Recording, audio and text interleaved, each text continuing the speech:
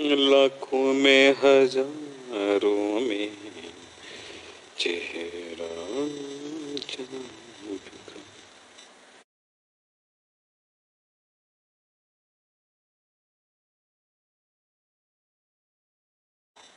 सब कुछ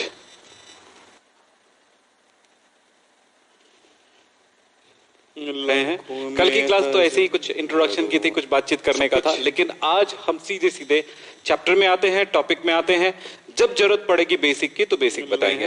और बहुत सारे बच्चों ने हमारी क्लास में अभी आ चुके हैं और अपने दोस्तों को भी शेयर कर दो ये लिंक, ताकि वो भी आ सके। बेटा आप सबकी जिम्मेदारी है कि जितने भी आपके दोस्त हैं सबको ये वीडियो आज भेज देना। सानिध्य, हीना, ईश्वरी और कौन कौन आए हुए हैं, दीक्षा, वेणु, संध्या, क्या चेलाराम साहू, पता नहीं वो कौन है, दीपक चंद्रवंशी, ये सबको कहूंगा। जनक साहू, यश साहू, जो नाम मेरे पास आता है उसी नाम को मैं बोलूंगा, क्योंकि जिसके नाम से भाई आईडी है उसी के नाम से मैं बोल रहा हूं। आप अपना समझ सकते हैं कि किनको मैं बोल रहा हूं, ठीक है। तो मैं ये कह रहा हूं कि आप सबका एक जिम्मेदारी है कि आज की क्लास सारे स्टूडेंट को भेज देना, ताकि वो भी इस टॉपिक को पढ़ सकें। ये पहला क्लास 12th का पहला लेक्चर, चैप्टर 1 का पहला लेक्चर बहुत जरूरी है आगे के इस टॉपिक को समझने के लिए। बहुत आसान है केमिस्ट्री, इतना तो मैं कहूंगा।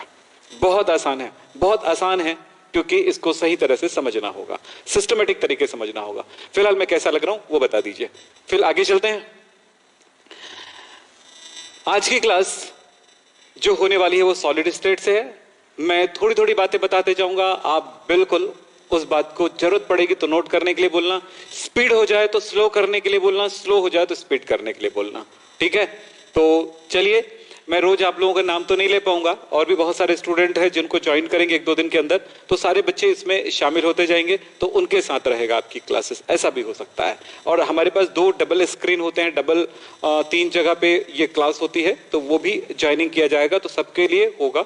सो सबके साथ बातचीत होने वाली है, इसलिए आप ये मत सोच के चलना कि स्पेशली मैं आप ही को टारगेट करके चल रहा हूं, सबको टारगेट कर लेके चलूंगा और सब कुछ आपको बड़े बेहतर तरीके से, मजेदार तरीके से समझ में आएगा। तो चले शुरू करते हैं।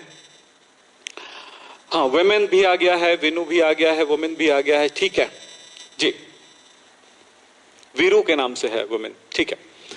बेटा सॉलिड स्टेट पदार्थ की 3 अवस्थाएं होती हैं, आप जानते हैं कौन कौन सा? ठोस, सॉलिड, लिक्विड और गैस। ठोस, द्रव, गैस, तीनों में क्या खास बात होता है? तीनों में बात यह होती है कि इनमें जो जिनसे बना होता है उनको कहा जाता है, जिन कणों से कोई चीज बनता है या जिन पदार्थों से बना होता है उन कणों को कहा जाएगा कंस्टिट्यूएंट पार्टिकल्स। कंस्टिट्यूएंट पार्टिकल्स, यानी कि हिंदी में कहेंगे अवयवी कण। और अवयवी कण का मतलब होगा वो परमाणु हो सकता है, अणु हो सकता है या आयन हो सकते हैं, ठीक है। परमाणु एटम, बातों को समझेंगे। अणु मॉलिक्यूल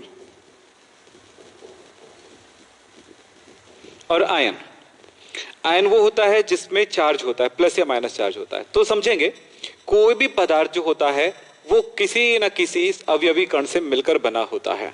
जिसमें आपके पास आ रहा है उनको हम कहते हैं, उन कणों को कहा जाता है अवयवी कण या कंस्टिट्यूएंट पार्टिकल। कंस्टिट्यूएंट पार्टिकल ठोस में, द्रव में और गैस में वो कैसे होते हैं? ठोस में काफी नजदीक होता है, एक दूसरे से प्रबलता से जुड़े होते हैं और उसमें स्थिरता होती है या हल्का फुल्का वाइब्रेशन होता है। लेकिन लिक्विड में वो कण जुड़े तो होते हैं, आकर्षित तो होते हैं, आपस में आकर्षण में तो होते हैं, पर वो गतिमान होते हैं, मतलब उनके बीच का आकर्षण कम होता है। तीसरी बात है, गैस में कणों के मध्य कोई आकर्षण बल नहीं होता है और वो एक दूसरे से काफी दूर होते हैं, यहां तक कि कुछ प्रतिकर्षण भी उसमें होता है, यानी नजदीक भी लाएंगे तो प्रतिकर्षित होकर के वो दूर चला जाएगा। तो ठोस, द्रव, गैस में क्या फर्क आया? एक फर्क तो यहां पर आ जाए, अंतर नजर आया कि ठोस में उनके कंस्टिट्यूएंट पार्टिकल्स काफी प्रबलता से एक दूसरे से जुड़े होते हैं। लिक्विड में वह आकर्षण कमजोर होता है जिसके कारण वह गतिमान होता है, और गैस में कोई आकर्षण नहीं होता है जिसकी वजह से उनमें गतिशीलता बहुत ज्यादा होती है। ठीक है, तीनों में जो खास बातें नजर आएगा वो आएगा इसके आयतन के बारे में बात कर देते हैं। पहले आयतन की बात कर देते हैं। आयतन यानी कि वॉल्यूम, थोड़ा समझना है, फिर बाद में हम सारी चीजों को लिखाएंगे भी, आपने कॉपी में नोट भी करना है। ये सब दिमाग में डालने की चीज है, और जो नोट करने वाला होगा उसमें आपको बिल्कुल हड़बड़ाने की जरूरत नहीं है। किसको क्या नोट करना है क्या नहीं करना है वो सब कुछ, और आप लोगों को कॉपी बनाना है, नोट्स बनाना है, आपको पता होना चाहिए। और वो नोट्स बीच बीच में मैं आपको व्हाट्सएप के थ्रू मंगाऊंगा। और दूसरी बात है, लॉकडाउन का कोई फर्क नहीं है, पढ़ाई बिल्कुल सेम होगी, शायद उससे भी ज्यादा अच्छी होगी, जैसे कि आप यहाँ पर आ करके या किसी भी इंस्टीट्यूट में जाके पढ़ाई करते हो उससे ज्यादा बेहतर होने वाली है। थोड़ा ध्यान रखिएगा।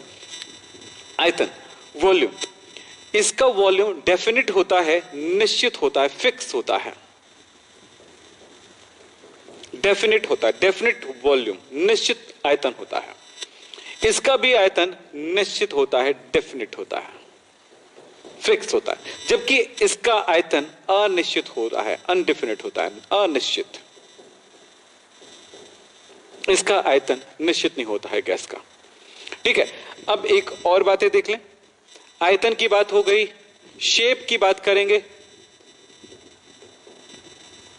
आकृति की बात कर रहे हैं। शेप, आकृति,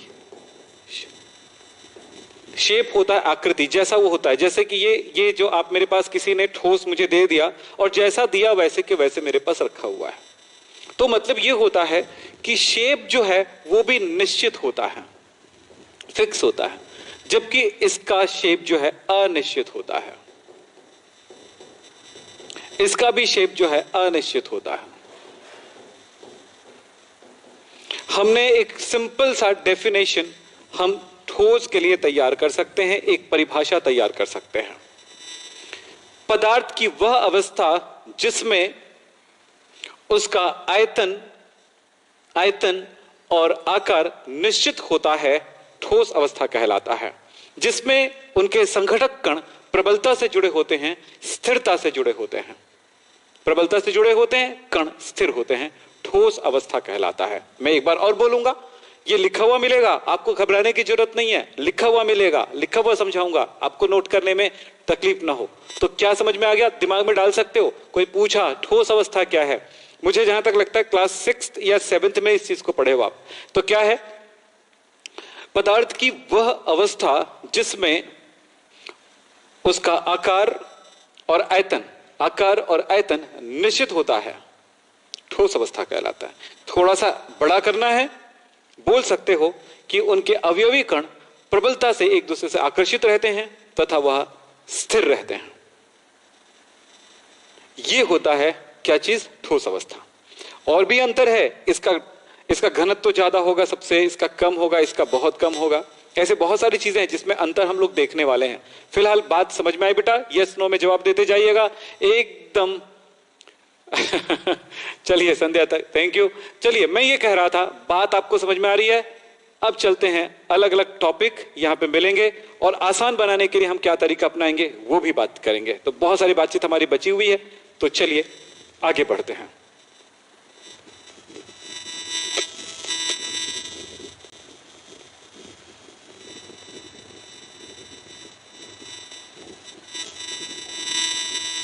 चलिए, ठोस क्या परिभाषा दी है, क्या डेफिनेशन दी है? अभी तो दिए हैं।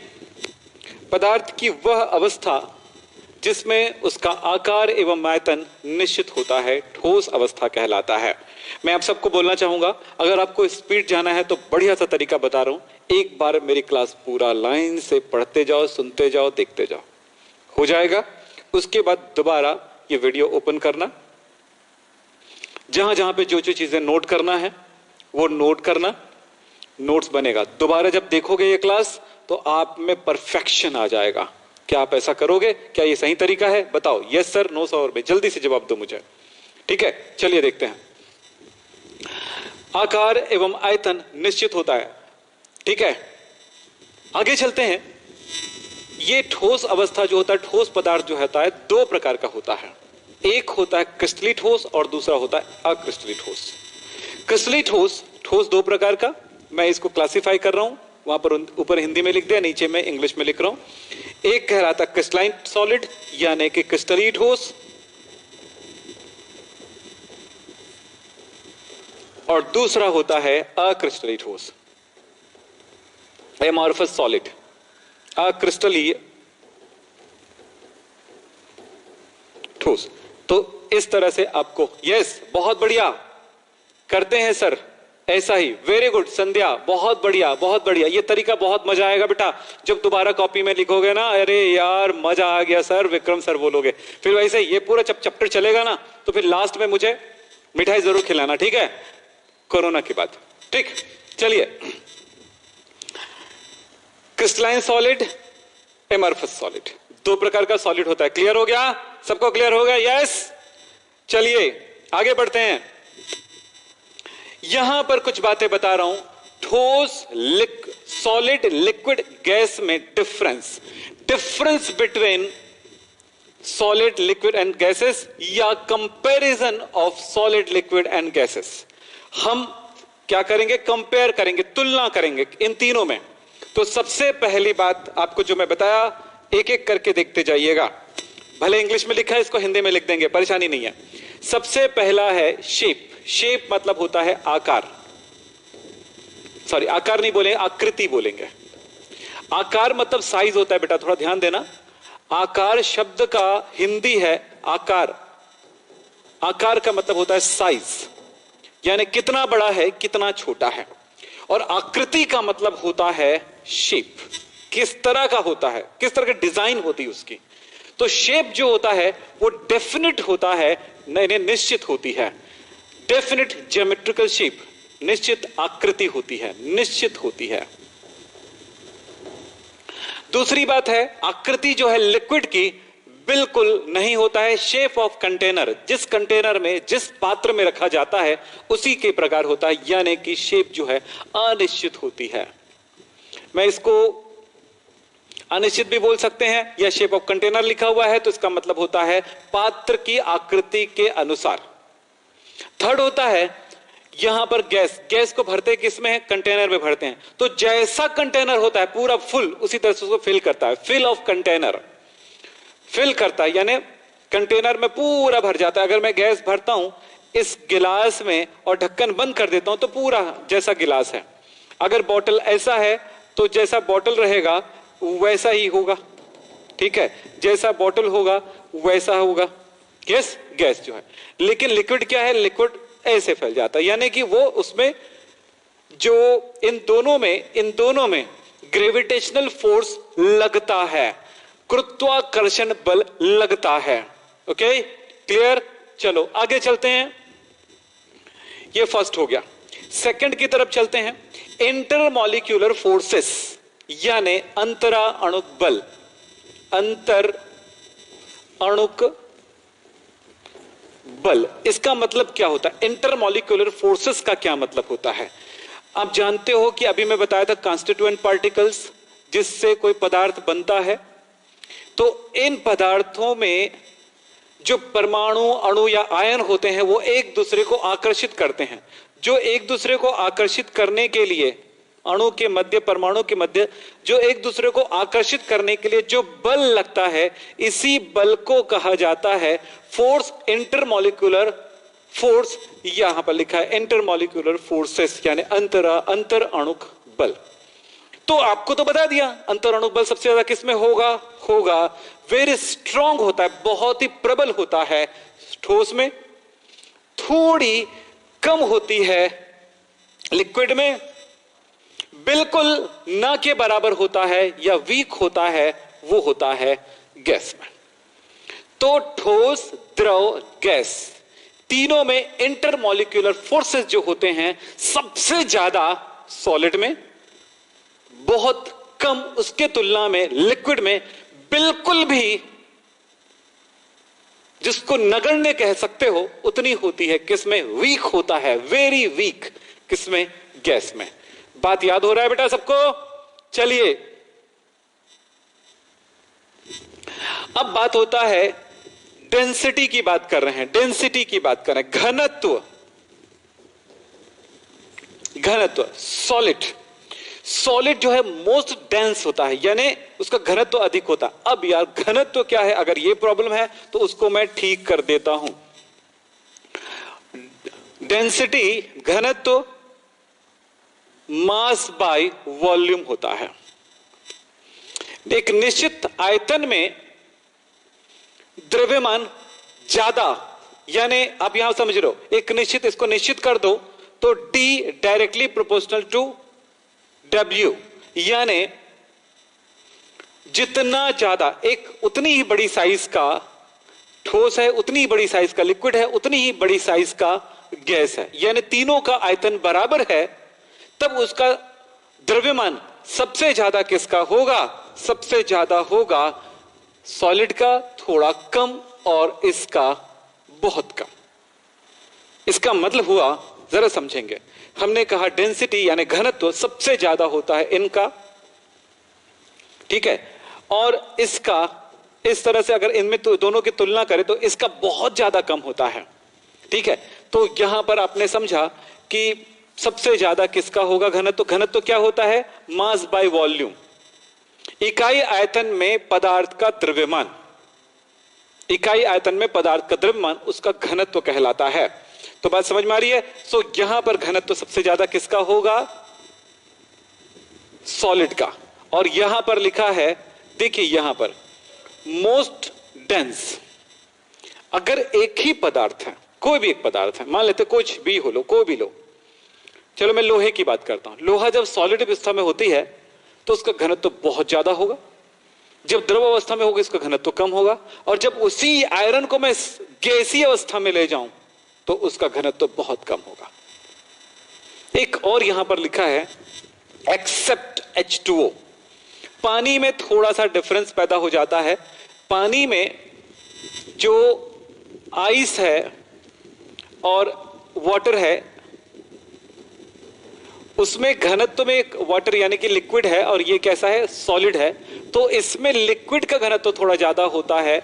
यहां पर ऐसा क्यों होता है, इसके लिए स्पेशल क्वेश्चन, इसीलिए स्पेशली उसको पढ़ा जाता है, ऐसा क्यों होता है कि बर्फ का घनत्व पानी से कम क्यों होता है। तो अलग से हमने पढ़ा है क्लास 11th में, चैप्टर नंबर 4 में, क्लास 11th में एस ब्लॉक एलिमेंट में, यानी हाइड्रोजन वाले ग्रुप में, हाइड्रोजन वाला ग्रुप पे हमने एक बार और पढ़ा है। तो दो जगह इसको पढ़ा है हमने, ठीक है।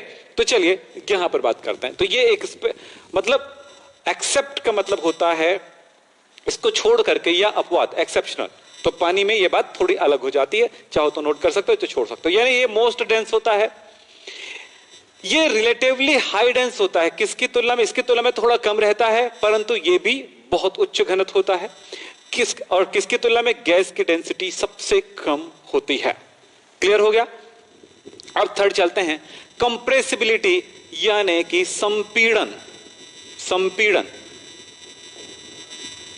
संपीड़न का मतलब क्या होता है, आपने एक सिरिंज ले लिया, सिरिंज जानते हो ना, चलो पंप कह देते हैं, पंप ही कह देते हैं, चलिए। आपने ये सुई वाला सिरिंज, तो इस जगह निकाल करके हमने इसको अच्छे से पिघला के बंद कर दिया, इसमें मैंने हवा भर दिया, वो गैस है, इसमें पिस्टन लगी हुई है, और इस पिस्टन को जब मैं इसको प्रेशर लगाता हूं तो क्या हो जाता है, वो उसका वॉल्यूम कम हो जाता है, यानी दबाव लगा सकता हूं, कम हो जाता है। अगर इसमें गैस भरा हो तो क्या होगा, वो कंप्रेस हो जाएगा, यानी कम आयतन में चला जाएगा। कंप्रेसिबल, वेरी कंप्रेसिबल, बहुत ज्यादा संपीड्य होता है। इसमें बहुत ही कम कंप्रेसिबिलिटी होती है, और इसमें मतलब ये बोल सकते हैं कि ये इनकंप्रेसिबल है, यानी असंपीड्य है। ये भी असंपीड्य है, जबकि ये संपीड्य है। यस, कंप्रेसिबिलिटी इसमें नहीं होती है, नहीं होती है, होती है।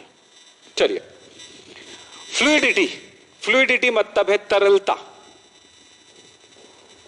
तरलता, तरलता की बात करते हैं, बहने की क्षमता की बात करते हैं, फैलने की क्षमता की बात करते हैं। तो इसमें तरलता इसमें नहीं होता है, सॉलिड में। लिक्विड में होता है, यस होता है, होता है, इट फ्लोज, ये बहती है, ये बहती है। और ये यस, ये दे फ्लो, ये बहुत बहती है बिल्कुल आसानी से। यस, एक जगह दूसरी जगह आसानी से जा सकती है। यहीं पर एक शब्द इनसे लेकर के, क्योंकि ये जो बहता है एक प्लेन में बहता है, ये प्लेन में भी बहता है, लेकिन ये वो डिफ्यूज भी होने लगता है, फैलने लगता है वातावरण में। सो इस बात को यहां पर लेके चलेंगे। डिफ्यूजन शब्द है विसरण।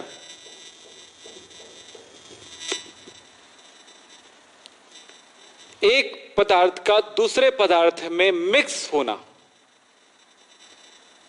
गैस, ये एक रूम है, रूम में हवा है, मैंने यहां पर सेंट स्प्रे किया, ये मुझे मेरी तरफ किया तो मुझे तो उसकी गंध मिलेगी मिलेगी, लेकिन वो कुछ समय बाद आप तक भी पहुंच सकता है और वो धीरे धीरे फैल जाता है। इसमें होता क्या है कि ये गैस जो है उसकी मॉलिक्यूल्स हवा के मॉलिक्यूल के साथ मिलने लगती है, हवा जो है इनके मॉलिक्यूल के साथ मिलने लगता है, यानी कि ये बराबर एक दूसरे के साथ मिक्स होने लगता है। इसको डिफ्यूजन कहते हैं, विसरण कहते हैं। बहाव, मिक्स होना, ये डिफ्यूजन है, डिफ्यूजन, विसरण। आपने गिलास में पानी लिए, एक बूंद स्याही डालते हो, रंग डालते हो, रंग धीरे धीरे धीरे धीरे फैलने लगती, कुछ समय बाद देखते हो कि बराबर फैल गया है, ये कहलाता है डिफ्यूजन, मिक्स होना। यस, तो यहां पर डिफ्यूजन होता है।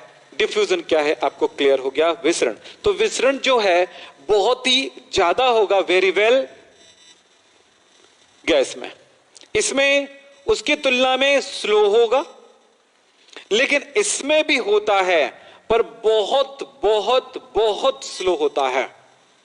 लेकिन अगर ऊपरी तौर पे देखें कुछ मिनट में कुछ घंटों में, तो नहीं, इसमें नहीं होगा वैसे, लेकिन डिफ्यूजन होता है, ऐसा नहीं कि नहीं होता है। लेकिन इसमें सालों लग जाते हैं, हजारों साल लग जाते हैं, सैकड़ों साल, हजारों साल लग जाते हैं इसको डिफ्यूजन होने में।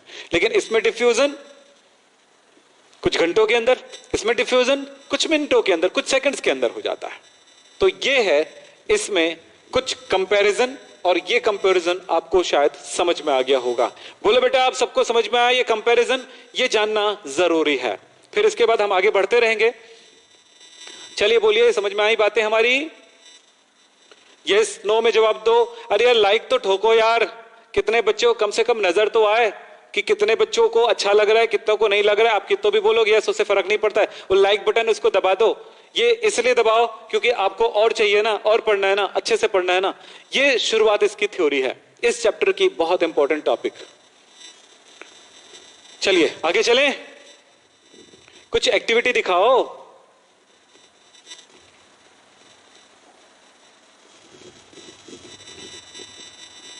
ये पूरा थ्योरी है आज जो पढ़ने का है, उसके बाद हम आगे बढ़ेंगे।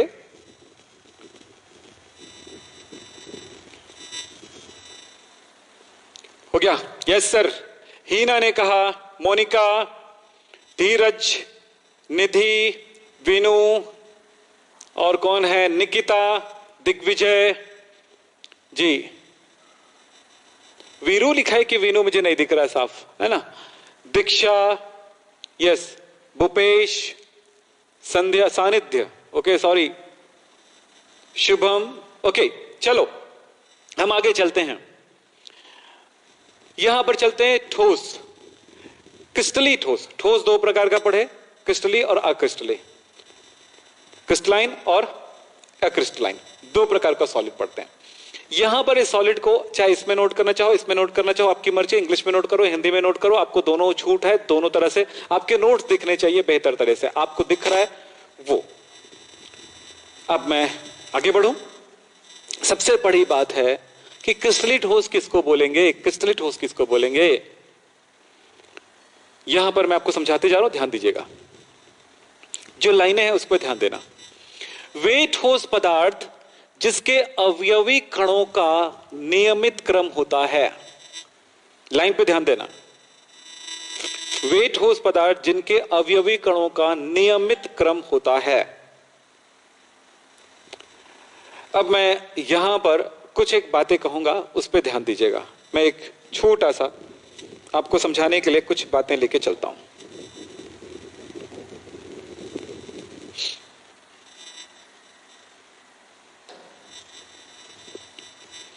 ध्यान दें, हम ये कह रहे थे कंस्टिट्यूएंट पार्टिकल्स की बात करते हैं।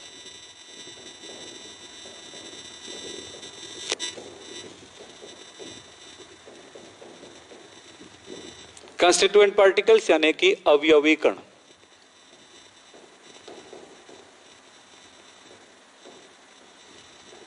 ये क्या होते हैं इसको समझेंगे। ये होता है एटम यानी परमाणु, अणु जिसको इंग्लिश में बोलते हैं मॉलिक्यूल, और होता है आयन। जैसे O ऑक्सीजन है ना बेटा, O2 अणु है, कार्बन परमाणु है, कार्बन डाइऑक्साइड अणु है। समझ में आई बातें? आयन क्या है? आयन है Cl माइनस, Na प्लस, है ना, SO4-2, ये सब आयन है। पॉजिटिव नेगेटिव कोई भी उसमें चार्ज हो तो वो आयन है।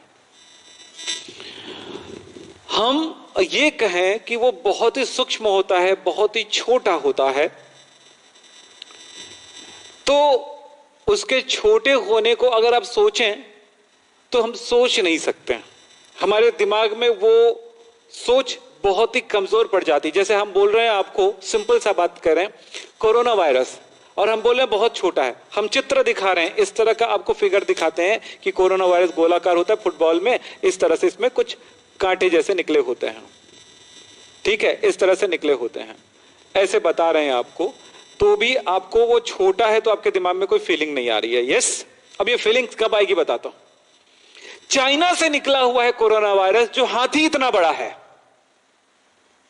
बहुत सारे आ रहे हैं, आपके दिमाग में क्या आएगा? वाओ, इतना बड़ा, अबे कैसे भागें, इसे दिखता ऐसा है, ढूलते ढूलते आते हैं, कोई भी इसके नीचे आएगा चपेट में आ जाता है। चाहे वो छोटा हो, चाहे वो हाथी जितना बड़ा हो, उतना तो भयानक है, देख रहे हो आप।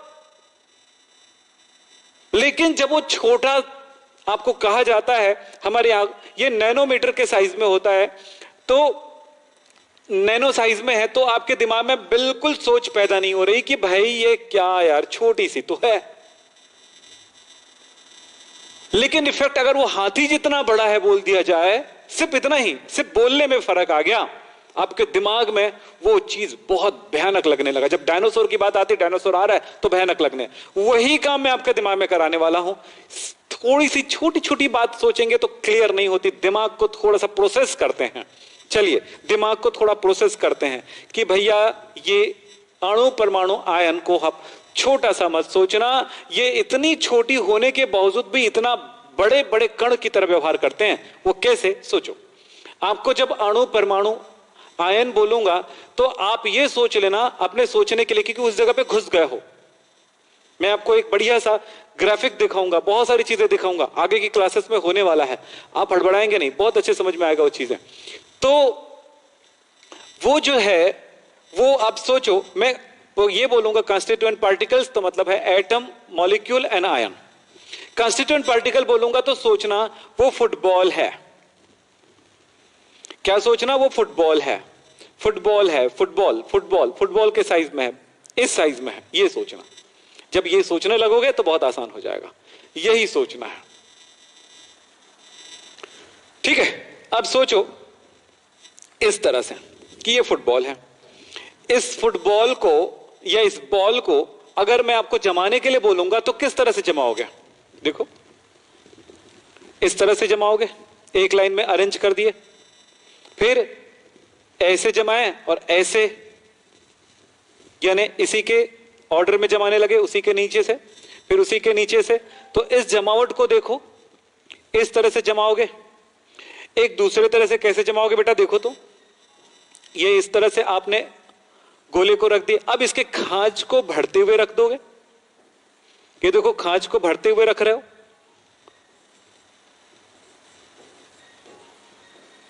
बोलो। मैं छोटा बड़ा मेरे हाथ से बन रहा है, पर ये अगर आपके पास, आपको कुछ तैयारी कर लेने हैं, आपके घर में सिक्के तो रखे होंगे ना, 1 रुपए वाला सिक्का, उस 1 रुपए वाले सिक्के को क्या करो, कल की क्लास में लेके आओ। बैठने से पहले 1 रुपया का सिक्का, मैं 1 रुपया फीस लेने वाला हूं कल आपसे, ठीक है? 1 रुपये का सिक्का अपनी कॉपी के पास रख लेना, क्योंकि अगर स्केल नहीं होगा तो, और अगर स्केल है तो या फिर आपके पास ऐसी कोई सीडी होगी, ऐसे सीडी होगी, या फिर ये देखो इसमें बीच में छेद है ना, इसका यूज करेंगे, या फिर आपके पास वो गोल वाला सर्कल वाला क्या आता है, स्केल आता है, राउंडर स्केल, जिसमें ऐसे छोटे बड़े बड़े छोटे और छोटे इस तरह का क्या बना होता है, होल्स बने होते हैं। इस टाइप का एक स्केल हमें चाहिए कल की पढ़ाई में या नेक्स्ट पढ़ाई में, जो भी हो वो लेके आइएगा, ये आपके लिए अनिवार्य है, ताकि मैं जब फिगर बना के दिखाऊं तो आपको बढ़िया परफेक्ट मिले। फिलहाल देखो आपने क्या किया, गोले को कैसे जमाए, एक लाइन में जमाए, दूसरे तरह से कैसे जमाए, एक लाइन में जमाए और उसके खांच को मिलाते हुए जमाए। यस, खांच को मिलाते हुए जमाए। क्या ये लाइनें आप बना सकते हो, ये चीज बना सकते हो अपनी कॉपी में? मेरे को समझाने के लिए जरूरत पड़ेगी ना, इसलिए मैं थोड़ा सा आपको समझा रहा हूं। क्या ऐसे बना सकते हो, ऐसे बना सकते हो? बोलो, दोबारा बताता हूं कैसे बनाओगे। ये देखो कैसे बनाए, एक लाइन बना लिए, बोलो, एक लाइन बना लिए,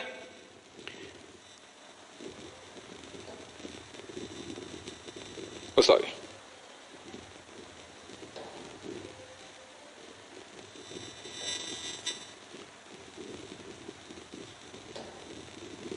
एक लाइन बना लिया आपने, ये दूसरी लाइन, ये तीसरी लाइन, ये चौथी लाइन, उसी तरह से जमाने लगे। बोलो, इसी तरह से आप कैसे एक लाइन बना लिए, दूसरी लाइन, इसके नीचे नहीं बेटा ना, इसके खांच में ऐसे लगाएंगे, तीसरी लाइन इसके खांच में लगाएंगे, चौथी line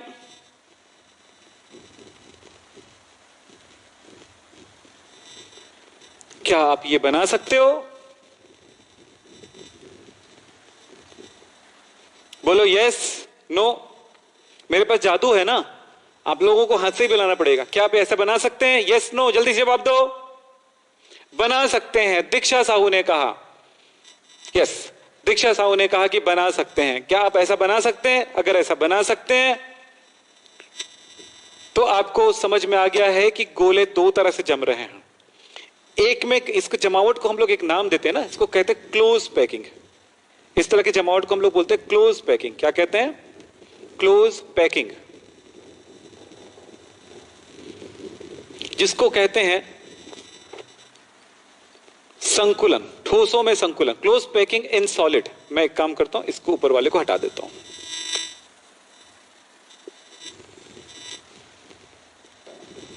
close packing in solid, Hindi में बोलेंगे ठोसों में संकुलन। इसको हम लोग बहुत अच्छे से पढ़ने वाले हैं। अब हमारे दिमाग में क्या हुआ कि अणु परमाणु आयन नहीं सोच रहे हैं, उसी अणु परमाणु आयन के अंदर चले गए हैं। हम अणु परमाणु से छोटे हो गए या उसको हमने बड़ा रूप में सोचा। सो हमें वो दिखाई दे रही कि हम इसको दो तरह से जमा सकते हैं, या तो ऐसे या फिर ऐसे। दोनों में से किसी भी तरह से हम जमा सकते हैं। तो ये दो तरह से जमावट आप देख रहे हो। अब देखो पहले जमावट और दूसरे जमावट में क्या फर्क है। इसमें यह है कि हर एक गोले को अन्य चार गोला घेरा हुआ है। चलो देखें कुछ एक कलर करके। ये लो, ये कलर ले लेता हूं। तो इसको 1 2 3 और ये 4 गोले घेरा हुआ है। तो हर एक गोले को यहां पर 4 ने घेरा हुआ है। यहां पर किसी को भी ले लो, किसी को भी ले लो, एक को 4 ने घेरा हुआ है। इसको किसी भी को अब ले लो, यानी 6 ने स्पर्श किया है। 1 2 3 4 5 6, ये 6 ने स्पर्श किया है। सो देखो 1 2 3 4 5 6, इसमें कितने ने घेरा हुआ है? 1 2 3 4 ने। तो इस तरह के जमावट जब हुआ तो हर एक गोले का पड़ोसी कितने हैं? इसमें हर एक गोले की पड़ोसी है 4, तो इसका मतलब 4 है ना, हर एक गोले का पड़ोसी 4 है, तो उसको बोलेंगे कोऑर्डिनेशन नंबर। कोऑर्डिनेशन नंबर, तो कोऑर्डिनेशन नंबर है यहां पर 4। यहां पर देखेंगे कोऑर्डिनेशन नंबर कितना है, कोऑर्डिनेशन नंबर है यहां पर 6 से घिरा हुआ है, 4 से 6 से घिरा हुआ है। बिल्कुल क्लियर है। अब इस तरह के जमावट को क्या कहेंगे, क्लोज पैकिंग। 2 टाइप का दिख रहा है, एक में 4 से घिरा हुआ है, एक में 6 से घिरा हुआ है। अब सोचो और चीजें,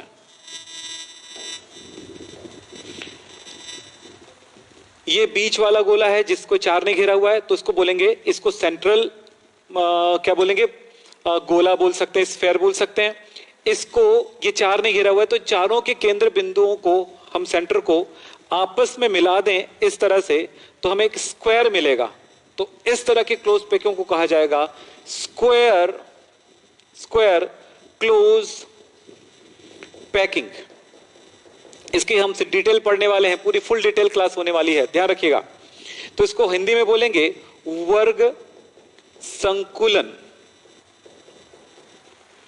इसको पढ़ोगे तो क्या मिलेगा आपको, देखो कुछ चीजें मैं आपको दोबारा और तिबारा भी पढ़ाऊंगा ताकि आपके दिमाग में अच्छे से छपे, क्योंकि इन्हीं के बेस पर आपकी पूरी पढ़ाई होने वाली है, इन्हीं के बेस पर सब कुछ समझ में आने वाला है।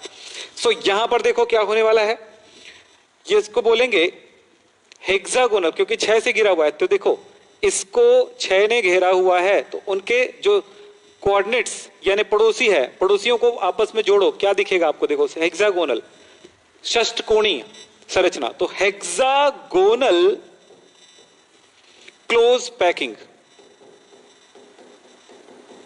यहां पर हो रहा है, hexagonal close packing. Close packing आपको 2 तरह से दिखाई दिया, एक कहलाता है स्क्वायर क्लोज पैकिंग और दूसरा कहलाता है हेक्सागोनल क्लोज पैकिंग। इनके पूरी डिटेल्स और थ्योरी आपको आगे जाकर के सिर्फ आपको समझाने के लिए कि ठोसों में वो गोले एक निश्चित क्रम में जमे होते हैं, जबकि लिक्विड में ऐसा नहीं होगा, गैस में तो बिल्कुल नहीं होगा। तो ये जमावट का एक छोटा सा नमूना मैंने आपको दिखाया। चलो अब आगे चलते हैं। तो आपको एक साथ ही साथ में एक बात पता चल गया कि क्लोज पैकिंग का मतलब क्या हुआ। ठोसों में गोलों की व्यवस्था, ठोसों में सॉलिड में उनके कंस्टिट्यूएंट पार्टिकल्स की अरेंजमेंट या व्यवस्था, उसकी क्लोज पैकिंग कहलाता है। क्लियर, आगे चलते हैं। और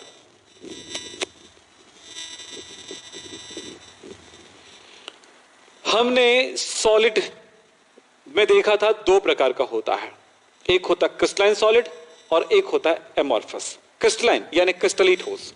क्रिस्टली ठोस को आप परिभाषित आप कर सकते हो। ठोस 2 प्रकार का आपको देखने को मिलेगा, ठोस 2 प्रकार का देखने को मिलेगा, जिसमें वो जो संघटक कण अभी देखे थे कि एक निश्चित क्रम में जमा हुआ है, और वही संघटक कण जब निश्चित क्रम में ना जमा हो तो दूसरे प्रकार का सॉलिड हो गया। तो सॉलिड 2 प्रकार का देखने को मिलेगा, क्रिस्टली और अक्रिस्टली। क्रिस्टली जिसमें उसके अवयवी कण कंस्टिट्यूएंट पार्टिकल नियमित क्रम में, निश्चित क्रम में व्यवस्थित होते हैं, अवयवी कणों का नियमित क्रम होता है। दूसरी बातें होती है, ये क्रिस्टली ठोस कहलाता है। इसके एक निश्चित ज्यामिति होती है। तो मैं सारी चीजों को कहने वाला हूं, ध्यान से सुनिएगा। दीर्घ परासी व्यवस्था होती है, इसके जो कण होते हैं वो बिल्कुल उसी क्रम में रेगुलरली जमे होते हैं, बहुत लंबी दूरी तक, जहां तक वो क्रिस्टल होता है बहुत दूरी तक जमे होते हैं। तो इसीलिए बोला जाता है दीर्घ परासी संरचना, यानी लॉन्ग रेंज अरेंजमेंट या लॉन्ग रेंज ऑर्डर होता है। तीसरी बात है, देखिए इसमें कुछ एग्जांपल है, जैसे नमक है NaCl, नौसादर NH4Cl, आयोडीन I2, नीला थोथा CuSO4, चीनी यानी शक्कर C12H22O11, ग्लूकोज C6H12O6, हीरा कार्बन होता है, ग्रेफाइट कार्बन होता है। ये सब एक निश्चित संरचना बनाती है, निश्चित ज्यामिति बनाती है। क्रिस्टल की सबसे बड़ी बात क्या होती है, उसकी निश्चित ज्यामिति होती है। देखिए एक एक करके मैं आपको बातें समझाने चाहूंगा। इसमें एक और छोटी सी लाइन लिख सकते हो, तथा इसकी एक निश्चित ज्यामिति होती है। निश्चित ज्यामिति होता है, निश्चित ज्यामिति होता है। देखो इसमें आपको समझाता हूं। ये कुछ क्रिस्टल का मैंने यहां पर फोटो रखा है। देखो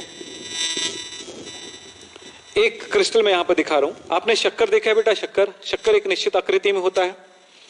आपने नमक देखा है? नमक को अगर उसके क्रिस्टल को देखो, अभी तो छोटा नमक आता है तो छोटे तोड़ करके दिया जाता है क्रिस्टल को, पहले बड़े बड़े आते थे तो एकदम साफ नजर आता था।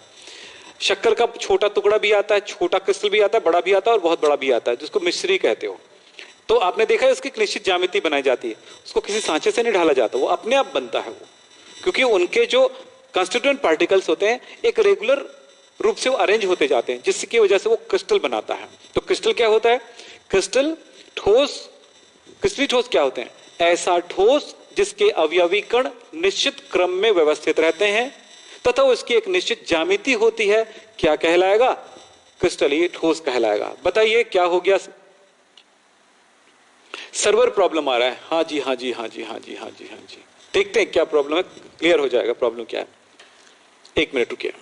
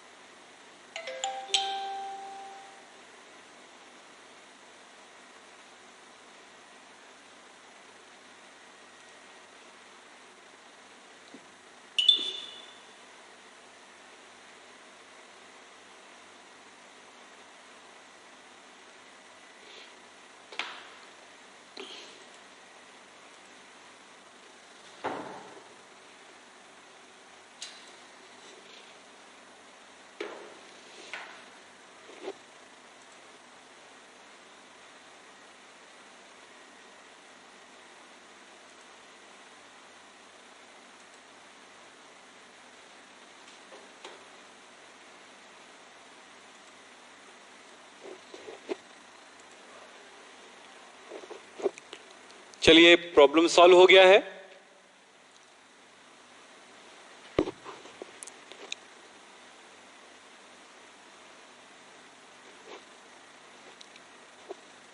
चलिए अब आ रही वीडियो क्लियर?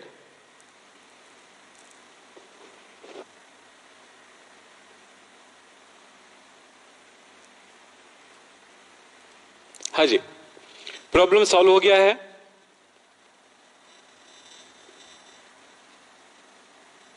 जी प्रॉब्लम सॉल्व हो गया है, आपको कोई प्रॉब्लम नहीं होगी। अब चलिए कंटिन्यू। ये तो नेट है बेटा, इसमें तो मशीनरी में थोड़ा सा तकलीफ होता है, लेकिन उसको थोड़ा सा देखना पड़ता है। जैसे हमारे क्लास में भी आओगे तो कुछ भी, कभी लाइट गुल हो गई, कुछ हो जाता है, ऐसा होता रहता है, तो वो बहुत बड़ी बात नहीं है, वो हर जगह पे होता है। अब वहां से घर से यहाँ तक आ रहे, साइकिल पंचर हो गई तो पूरा क्लास ही रुक जाता है, या कुछ ऐसा भी हो जाए तो, या बारिश हो गई या कुछ हो गया, तो ये इसमें भी वही है। लेकिन जितनी बड़ी हम ऑफलाइन क्लास के साथ प्रॉब्लम फेस करते हैं उतनी बड़ी प्रॉब्लम नहीं होती यहाँ पे, क्योंकि जो चीज समझ में नहीं आया, जो चीज हम नहीं लिख पाए, इसको हम ऑनलाइन में बेशक लिख सकते हैं और अच्छे से समझ सकते हैं, लेकिन ऑफलाइन में ये नहीं कर सकते। आपके दिमाग में होगा अगर कोई डाउट आया तो, अरे भैया उतई वाले बच्चे हो, कोई डाउट नहीं आता आप लोगों के दिमाग में, क्योंकि आप लोग पूछते कभी नहीं हो, चुपचाप रहते हो। फिलहाल अभी तो कम से कम बोल रहे हो, यस सर, हाँ सर, कुछ तो बोल रहे हो। ये खास बात है, यही तो मजेदार है। आइए क्या उसमें, ऑनलाइन में। चलिए चलते हैं।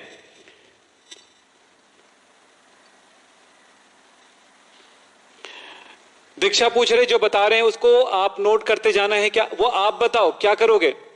जो मैं बता रहा हूं उसको आप नोट करते जाओगे कि एक बार इसको पूरी बातें मैं समझा दूं, पढ़ा दूं, उसके बाद वीडियो दोबारा खोल के उसमें पढ़ते हुए जो मैं पढ़ाया हूं उस वीडियो को देख करके फिर उसको नोट करते जाओगे? क्या करोगे बताओ, जल्दी बताओ, सारे बच्चे बताओ क्या करोगे?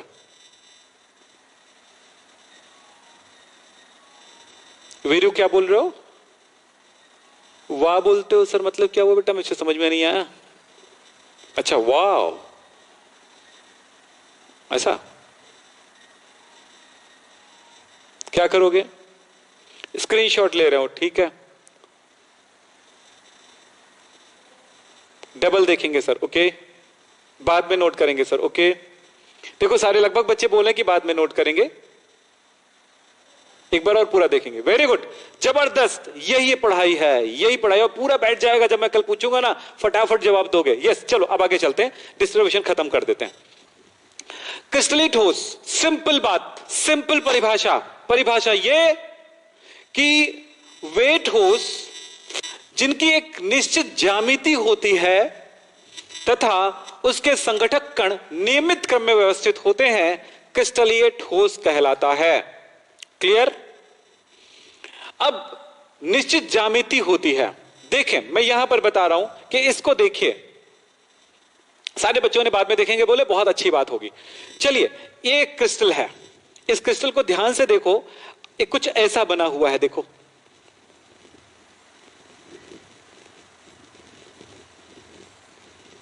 देखो ऐसा बना हुआ है, निडल शेप्ड, इसको निडल शेप्ड बोलते हैं। दिखा? ऐसे ही ये भी बना हुआ है, ऐसे ही एक निश्चित ज्यामिति होती है। देखो ये क्रिस्टल है, इसको अगर ध्यान देखें तो बिल्कुल दोनों का सेम शेप है, निडल शेप्ड। निडल देखो सुई जैसा है, देखो नुकीला। यहां पर देखो बिल्कुल डायमंड शेप में है ये, देखो ऐसे बना हुआ है, और इस तरह से यहां पर भी देख लो ऐसे कुछ बना हुआ है। एक निश्चित ज्यामिति होती है बेटा जी, निश्चित ज्यामिति होती है कि ये एक निश्चित ज्योमेट्रिकल शेप में होता है। ठीक है, तो क्या होता है, ठोस का एक रूप ऐसा जो निश्चित ज्यामिति बनाती है, लेकिन एक दूसरा रूप है कि जिसकी कोई निश्चित ज्यामिति नहीं होती, जैसे स्टार्च होता है, रबर होता है, प्लास्टिक होता है, इनकी कोई निश्चित ज्यामिति नहीं होती है। तो वो क्या हुआ, अक्रिस्टलीय ठोस या एमॉर्फस कहलाता है। उसके बारे में भी बताऊंगा थोड़ी देर में। जस्ट दूसरी बात देखें कि इसकी क्या क्या विशेषताएं हैं, वो देख लें। क्रिस्टलीय पदार्थ के कुछ गुण। पहला, निश्चित ज्यामिति होती है, डेफिनेट ज्योमेट्री। दूसरी बात है विषम दैशिकता, एनाइसोट्रॉपिक। इसका क्या मतलब है, इसको मैं समझा दूं। क्या बोला मैंने, एनाइसोट्रॉपिक, एनाइसोट्रॉपिक, विषम दैशिक। विषम दैशिक का मतलब मैं यहां पर आपको समझाता हूं।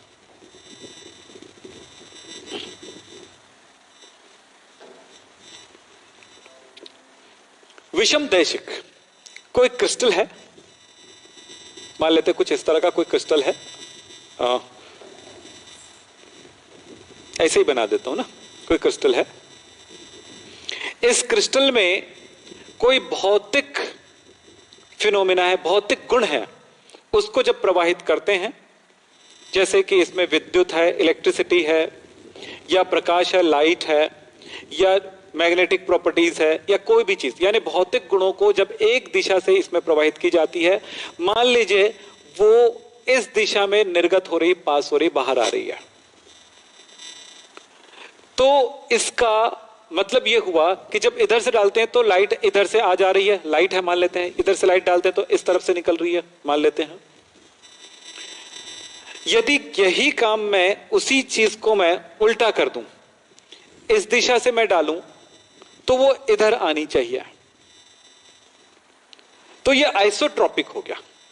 एनाइसोट्रॉपिक नहीं हुआ, आइसोट्रॉपिक हो गया, यानी कि ये अक्रिस्टल में मिलता है ऐसा।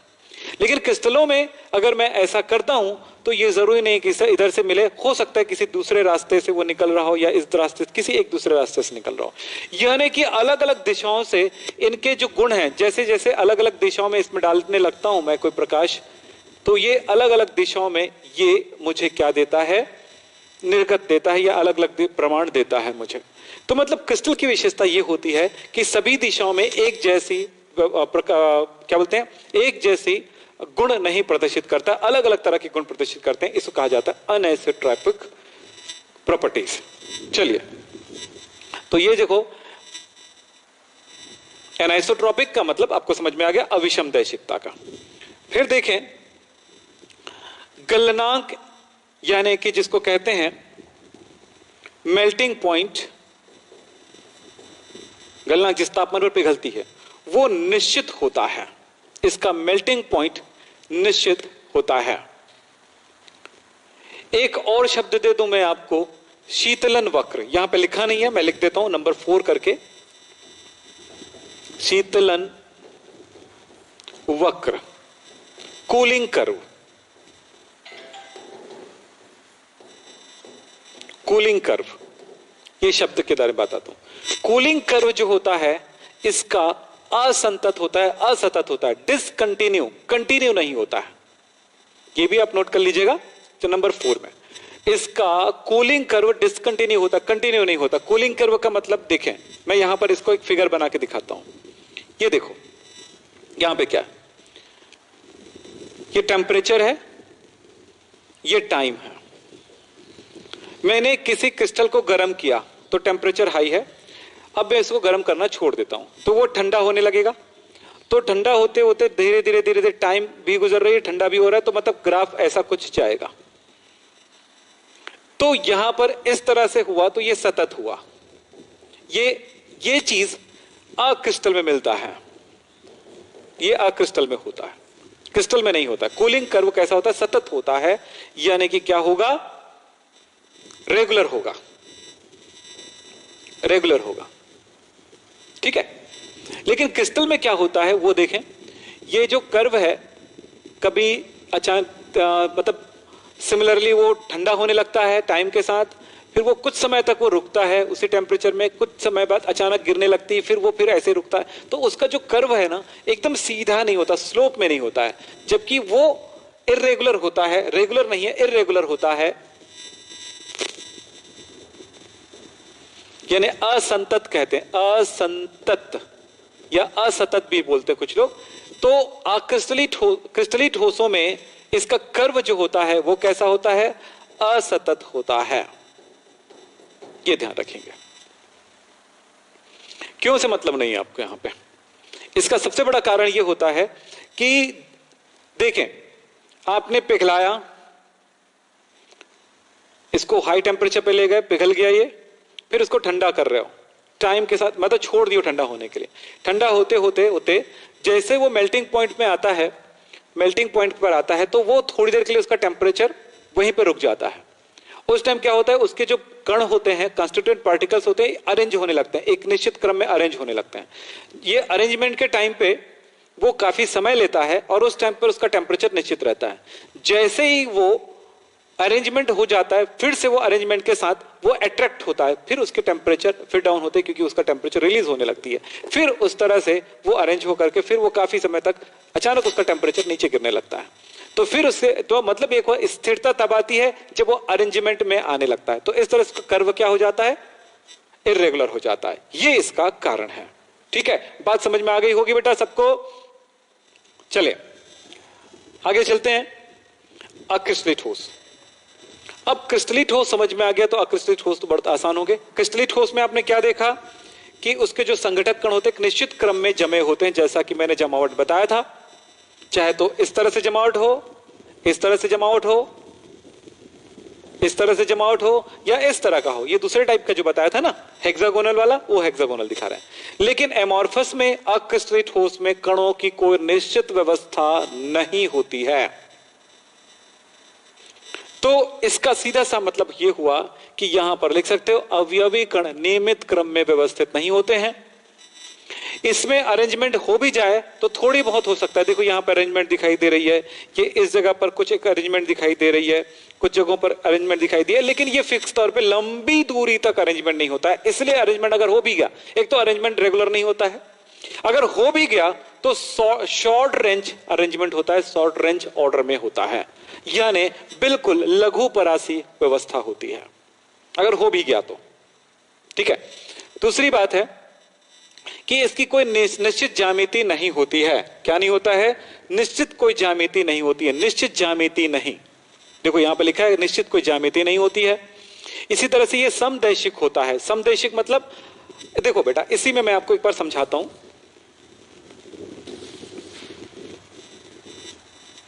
ये दैशिकता को एक बार और समझाता हूं। जब इसमें लाइट डालोगे, मान लीजिए आपने इस दिशा में लाइट डाला, तो देखो एक निश्चित ऑर्डर में ये कणों को काटा, इधर से जाओ तो एक निश्चित क्रम में काटा, इस जगह पे निश्चित क्रम, तो एक निश्चित ऑर्डर में हर जगह पे कण इसी तरह से कटने लगते हैं एक दूसरे से, यानी कि इन परमाणुओं से पार होते हुए निकलती है।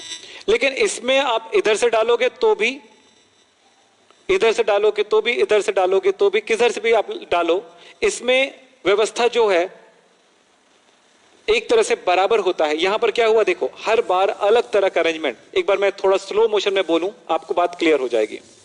स्लो मोशन में बोल रहा हूं, बात समझो। जब क्रिस्टलीय ठोस में डालते हो, एक दिशा में डाले जब लाइट, तो सिर्फ परमाणु परमाणु परमाणु, या परमाणु का कोई दूसरे भाग को वो टच करते हुए निकला, फिर परमाणु में निकली, इस दिशा में परमाणु परमाणु निकला, इस दिशा में अलग दिशा में परमाणु निकली। अगर आप इसको कुछ ऐसे डाल रहे हो तो कभी एक परमाणु कट रहा है, कभी नहीं कट रहा है, ऐसा हो गया। तो हर दिशा में अलग अलग परमाणु नजर आ रहे हैं निर्गत होने पर।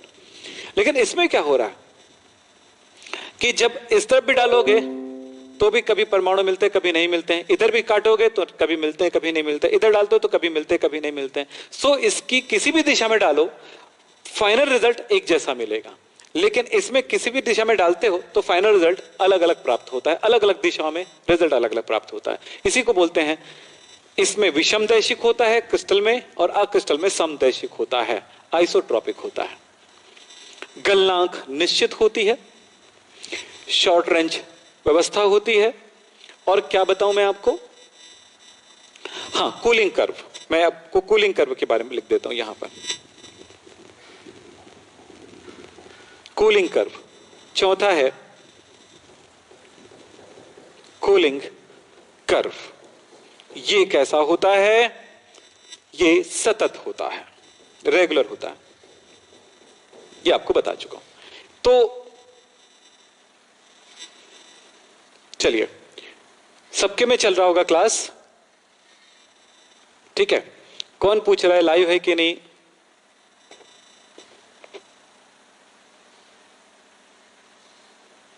देखो बेटा, अटक के आने का सबसे बड़ा रीजन होता है कि हो सकता है आपके यहाँ इंटरनेट की प्रॉब्लम हो, या मेरे यहाँ कभी हो जाए, लेकिन मेरे यहाँ अच्छी व्यवस्था है। और आपको बता दूं, सबसे अच्छी जो यहाँ पर स्पीड है उतई के रेंज में, मुझे जहां तक पता है एयरटेल में सबसे अच्छी रेंज है, तो आप उसको कनेक्शन करवा लो। आइडिया और जियो में बिल्कुल भी रेंज बहुत कम है, आइडिया में तो बहुत ज्यादा कम है, पर जियो मेरे पास है तो मुझे पता है कि जियो में बिल्कुल रेंज कम है, और आइडिया में तो बिल्कुल ही खराब है। तो सबसे बड़ी चीज है कि जो स्पीड है, नेट स्पीड अभी यहाँ पर एयरटेल में सबसे अच्छी है। सो जिनके पास नहीं है एयरटेल में कन्वर्ट करवा लो, फोन करोगे वो कर देते हैं, ठीक है? चलो,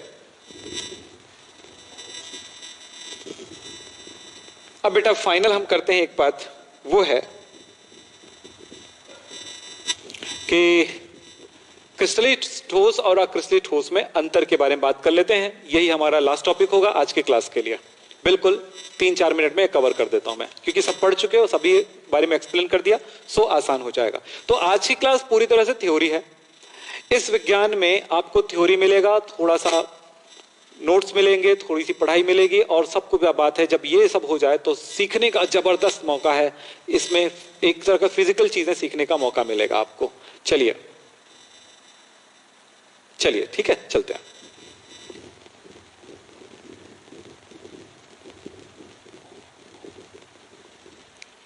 क्रिस्टलीय ठोस, अक्रिस्टलीय ठोस, दोनों में अंतर। पहला, अवयवी कण व्यवस्थित रहता है क्रिस्टलीय ठोस में, अक्रिस्टलीय ठोस में अवयवी कण व्यवस्थित नहीं रहता। हिंदी या इंग्लिश जो भी चाहे आप नोट कर सकेंगे आप लोग, ठीक है? जैसा मन करे वैसा नोट कर लीजिएगा, थोड़ा सा पॉज कर करके नोट करिएगा, नेक्स्ट जैसे क्लास हमारा खत्म होगा।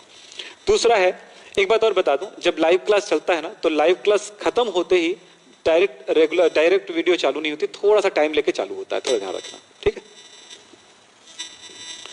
इसका गलनांक कैसा होता है? स्पष्ट होता है, निश्चित होता है, ठीक है? जबकि इसका निश्चित नहीं होता है। इसका मतलब मैं आपको थोड़ा समझा दूं। देखो, अगर क्रिस्टलीय ठोस को, अच्छा मैं अक्रिस्टलीय ठोस का मैंने आपको कुछ एग्जाम्पल बताना था, उसमें लिखा हुआ था, मैंने नहीं बोला, थोड़ा ध्यान रखना। कांच एक अक्रिस्टलीय ठोस है, प्लास्टिक, रबर, लकड़ी, ये सब अक्रिस्टलीय ठोस है ना, ये मैं बोल नहीं पाया था, सो अभी बता दिया मैंने। चलिए, इसका गलनांक निश्चित होता है। जैसे मैं अगर बात करूं, बर्फ है, बर्फ जब पिघलती है तो 0 डिग्री सेल्सियस तापमान पर पिघलती है। 0 डिग्री सेल्सियस से कम ताप पर रखोगे बर्फ को तो वो नहीं पिघलती है, 0 पर वो पिघलती है। 0 से ज्यादा होगा तो पिघल रही होती है पूरी तरह से अच्छे से, ठीक है? मतलब 0 उसका क्या है, कौन सा पॉइंट हुआ? उसका गलनांक हुआ, मेल्टिंग पॉइंट हुआ। लेकिन जो अक्रिस्टल है उसके बारे में बताता हूं। ठोस है, ठोस को आप गर्म करोगे, अक्रिस्टलीय ठोस को, तो पहले वो लिक्विड नहीं बनाएगा, नरम पड़ेगा। नरम पड़ना शुरू हो वो अलग टेम्परेचर है, फिर वो लिक्विड में कन्वर्ट होगा वो अलग टेम्परेचर है। तो मतलब क्या हुआ, नरम पड़ना और लिक्विड में, लिक्विड मतलब बहने वाली चीज बन गई, और नरम होना मतलब लुगदी जैसा, आटे जैसा हो जाना। तो अक्रिस्टलीय ठोस में ये दोनों दिखता है। लेकिन आपने कभी बर्फ को देखे हो, लिक्विड एकदम पतला है, बर्फ हार्ड है। फर्क नजर आ गया कि इतना फर्क आता है ठोस और द्रव में। बहने लगे तो वो द्रव है। लेकिन अक्रिस्टलीय ठोस में दो रेंज मिलता है, एक तो वो नरम होने लगता है, फिर एक टेम्परेचर ऐसे आता है कि तब वो पिघलने लगता है, मतलब लिक्विड होने लगता है। पहले नरम होता है फिर वो लिक्विड होता है। सो इसमें एक निश्चित क्या नहीं होती है, गलनांक नहीं होता है। विषम दैशिक, और ये कैसा होता है, समदैशिक होता है। विषम दैशिक होता है, वो समदैशिक होता है। ये इसका शीतलन वक्र कैसा होता है, डिसकंटिन्यू होता है, इरेगुलर होता है, जबकि इसका कंटिन्यू होता है, सतत होता है। इसे वास्तविक ठोस कहा जाता है। क्रिस्टल को एक वास्तविक ठोस कहा जाता है, ट्रू सॉलिड कहा जाता है, जबकि अक्रिस्टल को वास्तविक ठोस नहीं कहा जाता है। इसको कहा जाता है अतिशीतित द्रव। अतिशीतित द्रव कहा जाता है, मतलब हमारा टेम्परेचर ऐसा है कि इसके लिए वो बहुत ही ज्यादा ठंडा है, इसलिए वो जम गया है। कांच, कांच को अतिशीतित द्रव कहते हैं, सुपर कूल्ड लिक्विड। इसको क्या कहा जाएगा, सुपर कूल्ड लिक्विड। ध्यान रखेंगे, अतिशीतित द्रव यानी सुपर कूल्ड लिक्विड। मेरी बात समझ में आ गया होगा मैं क्या बता रहा हूं यहां पे आपको। अतिशीतित द्रव, कांच अतिशीतित द्रव है। कांच एग्जांपल में आता है, इनमें से कौन सा अतिशीतित द्रव है, लिखा होता है NaCl, CaCl2, कांच और ग्लूकोज। तो आप बता दोगे कांच। ठीक है, ऐसे बहुत सारे क्वेश्चंस बनेंगे, हम आप क्वेश्चन के बारे में भी बातचीत करेंगे, कुछ टेस्ट भी लेंगे हफ्ते में। तो सब कुछ पॉसिबल है। Online is best class. Online से बेस्ट कुछ नहीं हो सकता। ऑनलाइन बहुत ही बेहतर क्लास होती है, बेहतरीन क्लास होती है। आप पढ़ो, पता चलेगा आगे जाकर के। और सारे दोस्तों को ये वाली वीडियो शेयर कर दो, और जिन बच्चों ने एडमिशन नहीं लिया वो एडमिशन ले लो, क्योंकि कुछ दिनों तक तो फ्री में मैं भी शेयर करने के लिए बोल रहा हूं, उस दिन बाद, कुछ दिनों बाद ये बंद कर दिया जाएगा। और याद रखो, आप सब जो बच्चे एडमिशन नहीं लिए हैं उनके लिए आप उनको प्रेरित करें। आप सबसे मेरा अनुरोध है, उनको वीडियो शेयर करें, मेरा अनुरोध है। यहाँ पे ऑनलाइन में 4000 भी बच्चे पढ़ेंगे तो भी आपको कोई लॉस नहीं होने वाला, लेकिन मुझे बड़ा हेल्प मिल जाएगा। और उन बच्चों को जो मेरी क्लास में पढ़ेगा उनको बड़ा हेल्प मिलेगा। और उतई की स्थिति तो जानते हैं बेटा, कैसे बच्चे हैं, कैसे पढ़ाते हैं, कैसे पढ़ाई होती है। आपको बेहतर मार्क्स लाना है तो बेहतर काम करना होगा। तो आज की ये क्लास, और किसी तरह की कोई शिकायत है, कोई बात, कोई दिक्कत है तो बता दीजिए, फिर उसके बाद क्लास क्लोज करूंगा मैं। ठीक है, जल्दी बताइए। वीरू ने कह दिया, धन्यवाद सर जी। चलिए ठीक है, तो आप सब कुछ कहना चाहते हो? आपको आज की क्लास समझ में आई? कुछ नोट करना है तो नोट करो, जल्दी से बताओ क्या लिखे हो। आशु वर्मा, सर सुनो ना, मेरा नंबर ग्रुप में ऐड करना बोलना। मैं कब से मैं कोई बोल रही हूं, कॉल की थी बट ऐड नहीं किया था। आशु वर्मा, आपको मैं बता दूं कि आप कॉल कर सकते हैं 10, साढ़े 10 से लेकर के 4 बजे के बीच तक। आप एक बार कॉल करिएगा, कॉल कई बार ट्राई करेंगे तो लगेगा, थोड़ा ध्यान रखिएगा। ठीक है, क्योंकि यहाँ पर बहुत सारे कॉल आते हैं, बहुत सारे एडमिशन होते रहते हैं और बहुत सारी बातें रहती है, स्टूडेंट के प्रॉब्लम सॉल्व करते हैं। तो आशु वर्मा एक काम करो, आप हमें कॉल करो, ठीक है, किस नंबर पर, 9644562030 पर, और अपने सिर्फ लिखो नीचे आशु वर्मा, कुछ मत लिखो, कॉल करो आशु वर्मा। पहले लिखोगे ऊपर कि मेरा नंबर ऐड कर दो, मैं ऑफलाइन वाले स्टूडेंट हूं। आप क्या लिखोगे, ये लिखोगे, फिर नीचे लिखना आशु वर्मा। ठीक है, और कुछ नहीं लिखना। ऊपर क्या लिखना, जो भी मैसेज करना है, फिर उसके नीचे लिखना व्हाट्सएप में। वो आपके शायद कल बता रहे थे कि आपका व्हाट्सएप नहीं लग रहा है, ऐसा कुछ बता रहे थे, तो आप एक बार उनको करिएगा तो शायद चालू हो जाए। ठीक है, चेलाराम, मुझे भी जिसको भी ऐड करना है वो ध्यान रखो। जो अगर एक बात है, अगर एडमिशन नहीं हुआ है तो फ्री वाले में ऐड करने के लिए बोलना है, और एडमिशन हो गया है तो पेड वाले में ऐड करने के लिए बोलना है, क्योंकि फ्री वालों को कुछ दिनों बाद हम हटा देंगे, क्योंकि जिनका फॉर्म होगा उसी को रखेंगे। थोड़ा ध्यान रखिएगा, अपना पूरा डिटेल देंगे उसमें।